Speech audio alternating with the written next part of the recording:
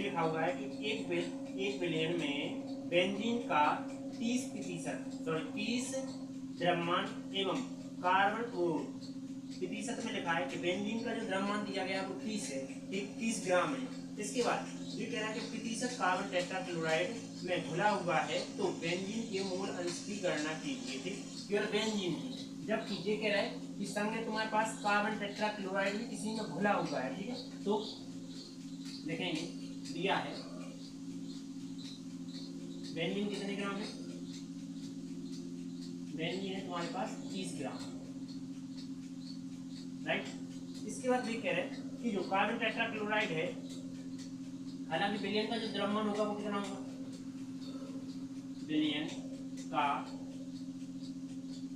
द्रव्यमान वो कितना होगा, 100 ग्राम होगा, तब तो 30 ग्राम है,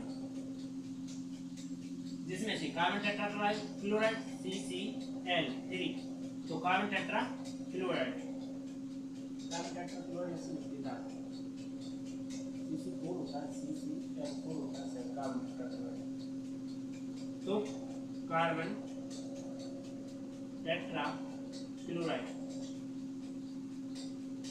जो कि क्या होता है, यदि 100 में से इस 30 को माइनस कर देंगे तो क्या आ जाएगा, कार्बन टेट्राक्लोराइड का पता चल जाएगा कितना है, 70 ग्राम, राइट।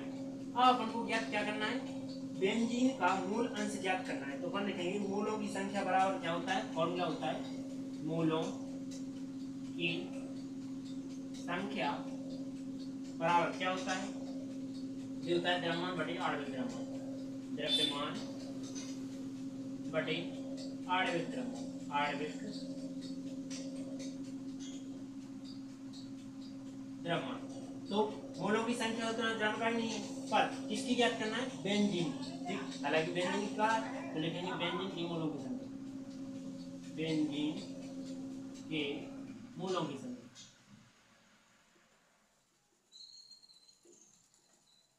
बेंजीन की मोलों की संख्या, तो बेंजीन का द्रव्यमान, बेंजीन का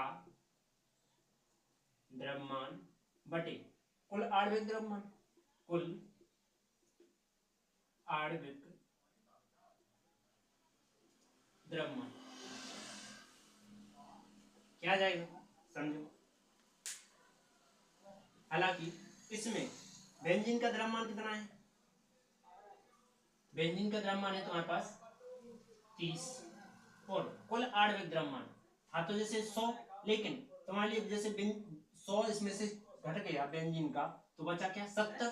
ठीक, तो 70, 0 से 0 कट गया, 0.7 चौके 28, फिर क्या बचा 2, फिर से 7 दूनी 14, के बाद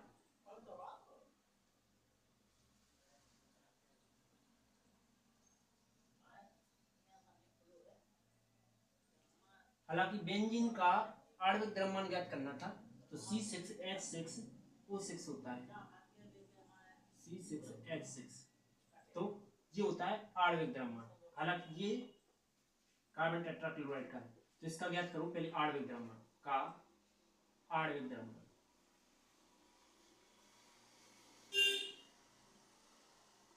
कैसे, देखो इसका परमाणु भार, यदि सॉरी मैसेज आता है कैंसिल, चलो, तो मैंने आणविक द्रव्यमान ज्ञात किया था, कितना आया, 78 आया, मैंने यहाँ रख दिया, 78 से भाग दिया, जी आया।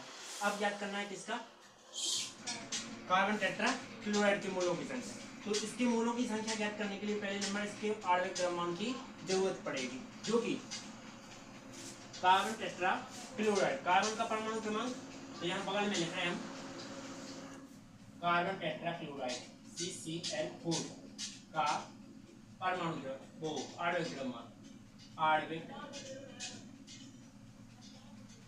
द्रव्यमान क्या हो जाएगा, देखो कार्बन का क्या होना है, कार्बन का परमाणु क्रमांक होता है 6, लेकिन 12 होता है ये भाग। ठीक, इसके बाद 17 दूनी 34, 35, 35 में 4 का गुणा किया 140, अपन भाग दे के देख लेते हैं सब, इसको जोड़ते हैं, ऐड करते हैं, प्लस करेंगे कितना 140, 1 5 2। अब इसमें भाग देते हैं कार्बन टेट्राक्लोराइड में, कितने 78 में, 78 है नहीं जी 70, 70 में भाग देना है किसकी ओर, 1 5 2 भाग देंगे तो 35 बटे 2 सत्ती 14 2 छः 12। इसके बाद और कट रहे जी नहीं कट रहे बोलो चलो 7 6 6 3 5 में 0.0 तो 7 पन्ना 35, 4 बार करो 7 चौकी नहीं 7 चौकी यानी इसकी 2 हंस जानी 4 7 अरे 4 सत्ते 28 4 24 की 4 हंस जानी 2 4 सत्ते 28 और 2 30। इसके बाद कितने बचे 46 बचे ठीक, ऐसे 0 बढ़ा लेंगे तो 7 6 42 6 बार ठीक। तो इसका आ रहा है सेम, हाँ इसी का आ रहा है। तो अभी अपन डायरेक्ट ज्ञात लिख देते हैं कि 0.455 ठीक और मूल ठीक इतने अभी मूल ओके। तो जितना आ गया इसके बाद अब ज्ञात करेंगे क्या, जैसे 76 हंसाइया। इसके बाद अब ज्ञात करना है अपन को मूल अंश। तो बेंजीन का मूल अंश, बेंजीन का मूल अंश क्या होता है समझो। इसका मूल अंश होगा कि बेंजीन का मूल अंश बटे में बेंजीन का मूल अंश, मूल अंश बटे क्या हो जाएगा तुम्हारा पहले बेंजीन के मोलों की संख्या, मतलब कि इसको मानना है हम N1, इसको मानना है N2, तो N1 प्लस N2 तो मान रख देंगे क्या आ जाएगा, ये कितना था 0.385 बटा 0.385 प्लस 0.455 इतना आया। इसके बाद करेंगे यहाँ तो टोटल इसका आंसर जो आएगा, हमने सीधा कैलकुलेशन करके क्या लिख दिया 0.458 यही आंसर। चलो चलते हैं इसी प्रकार के अगले टॉपिक पर।